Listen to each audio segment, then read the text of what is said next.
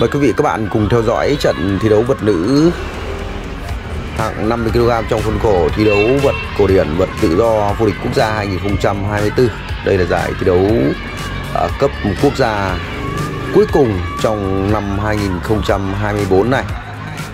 Một số hình ảnh làm chậm rất đẹp mắt của trận đấu này.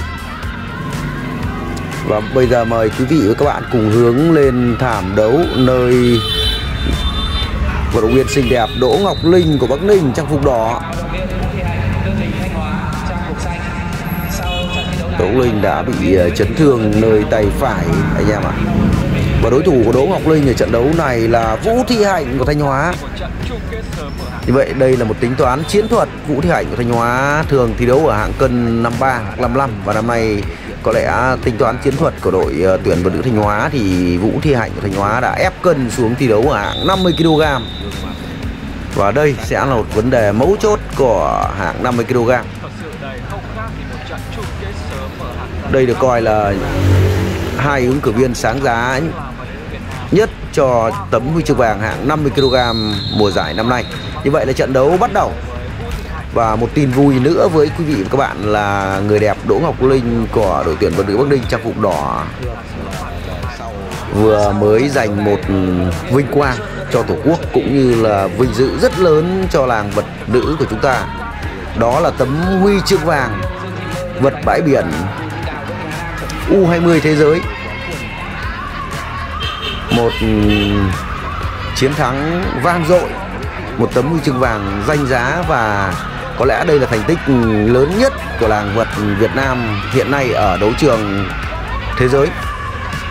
Liên tục là những đòn đánh khá đẹp mắt của cả Đỗ Ngọc Linh và Vũ Thị Hạnh của Thanh Hóa trong vùng xanh. Và như vậy là chúng ta thấy được Đỗ Ngọc Linh đã bị đau. Đúng như vậy, đây là một chấn thương không hề nhẹ của Đỗ Ngọc Linh khi em trở về từ giải U20 vật bãi biển thế giới với thành tích là một tấm huy chương vàng như chúng tôi đã nói ở trên. Một chấn thương, Đỗ Ngọc Linh không thể thi đấu hết sức mình ở trận đấu này trước đối thủ được coi là ứng cử viên của tấm huy chương vàng Vũ Thị Hạnh của Thanh Hóa ở trận đấu này. Đây là một thiệt thòi rất lớn cho Đỗ Ngọc Linh. Vũ Thị Hạnh của Thanh Hóa cũng là một nữ đô dày dặn kinh nghiệm, có thể hình khá tốt so với Đỗ Ngọc Linh của chúng ta. Tuy rằng ở đấu trường quốc tế thì Vũ Thị Hạnh của Thanh Hóa chưa có một thành tích đáng kể nào. Như vậy là điểm số lúc này đang là 2-2, lợi thế cho Vũ Thị Hạnh của Thanh Hóa, người đi ghi điểm sau. Như vậy là 3-2 rồi.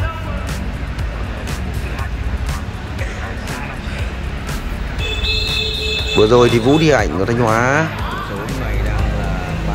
đã có thêm được một điểm.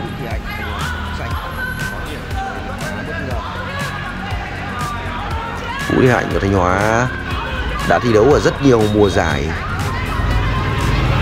Pha bốc đôi, đòn đánh khá hay của Vũ Thị Hạnh. Vũ Thị Hạnh sang sau, một miếng cuốn chưa thể thực hiện thành công. Đó có thể thấy được như vậy là không có miếng đánh tiếp theo. Hai vận động viên tiếp tục thi đấu ở tư thế đứng.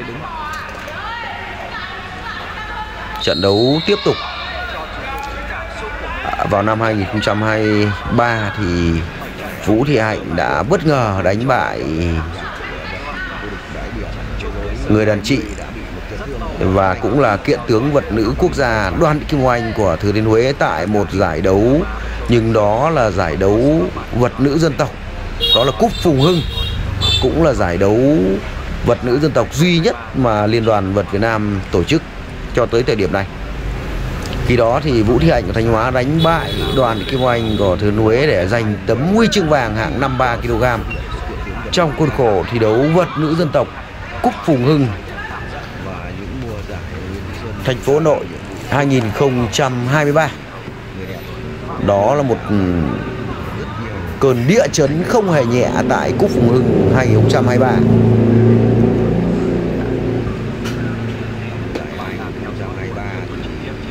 Và ở mùa giải 2024 trên thảm đấu giải vật nữ vô địch quốc gia, giải đấu cuối cùng cấp độ quốc gia năm 2024 này. Liệu Vũ Thị Hạnh chúng ta có thể làm lên chuyện, có thể viết lên một câu chuyện cổ tích tại nhà thi đấu Trần Quốc Toản, thành phố Nam Định 2024 hay không? Chúng ta chờ xem những trận đấu tiếp theo ở hạng 50 kg. Các vận động viên và đội tuyển vật nữ Thanh Hóa, người dẫn dắt đội tuyển vật nữ Thanh Hóa lúc này đang là Lương Quyên, nữ vận động viên từng thi đấu tại một kỳ ASEAN, đã có một sự tính toán chiến thuật. Như vậy là hiệp thi đấu thứ hai bắt đầu. Kết thúc hiệp thi đấu thứ nhất thì điểm số lúc này đang là 5-2 nghiêng về Vũ Thị Hạnh trang phục xanh của Thanh Hóa. Một lợi thế điểm rất lớn cho Vũ Thị Hạnh ở hiệp thi đấu thứ hai này. Với một tính toán chiến thuật thì đội tuyển Thanh Hóa đã đưa Vũ Thị Hạnh xuống thi đấu ở hạng 50 kg. So với các vận động viên ở hạng 50 kg thì Vũ Thị Hạnh của Thanh Hóa có thể hình thể lực vượt trội và kinh nghiệm thi đấu. Tuy nhiên kinh nghiệm thi đấu quốc tế, thành tích thi đấu quốc tế chưa phải là gì ghê gớm lắm so với kiện tướng vật nữ và người luôn đoạt tấm huy chương vàng hạng 50 kg vật nữ quốc gia cũng như các kỳ SEA Games gần đây là Nguyễn Thị Xuân của Hà Nội. Nếu so xét về mặt thể hình thì Vũ Thị Hạnh lúc này có thể hình tốt hơn Nguyễn Thị Xuân và Đỗ Ngọc Linh của chúng ta rất nhiều. Ngoài ra còn Nguyễn Thị Huyền của Hà Nam, một nữ đô trẻ, một vận động viên trẻ có lối thi đấu táo bạo và cực kỳ mạnh mẽ. Như ở hạng 50 kg năm nay có sự góp mặt của 4 vận động viên kỳ cựu này thì khán giả hâm mộ sẽ có rất nhiều cái trận đấu hay ở hạng cân này.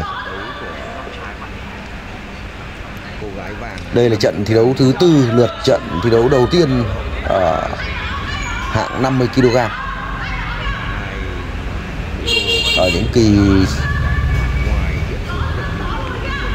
Ở những giải đấu cấp câu lạc bộ trước đây thì khi vắng mặt Nguyễn Thị Xuân của Hà Nội thì luôn là Đỗ Ngọc Linh sẽ là người giành tấm huy chương vàng. Mỗi khi Nguyễn Thị Xuân của Hà Nội phải làm nhiệm vụ trên tuyển quốc gia thì ở những giải đấu đó luôn là Đỗ Ngọc Linh. Và năm nay có thêm Vũ Thị Hạnh và Nguyễn Thị Huyền của Hà Nam. Có lẽ đây là một hạng cân khá hấp dẫn ở mùa giải năm nay. Lợi thế mặt điểm số lúc này vẫn đang thuộc về Vũ Thị Hạnh của Thanh Hóa trang phục xanh với 3 điểm dẫn trước. Tỷ số lúc này đang là 5-2. Ở trận thi đấu đầu tiên cực kỳ bùng nổ thì sang hiệp thi đấu thứ hai này các vận động viên của chúng ta đã thi đấu chậm lại, đặc biệt là Đỗ Ngọc Linh. Đỗ Ngọc Linh đã gặp phải một chấn thương nên rất khó lòng để cho em có thể thực hiện được những pha tấn công thường thấy ở nữ đô được mệnh danh là cây nấm lùn này, cây nấm lùn xinh đẹp của đội tuyển vật nữ tỉnh Bắc Ninh. Rõ ràng chấn thương đã không cho phép Đỗ Ngọc Linh chúng ta thi đấu đúng như phong độ của mình.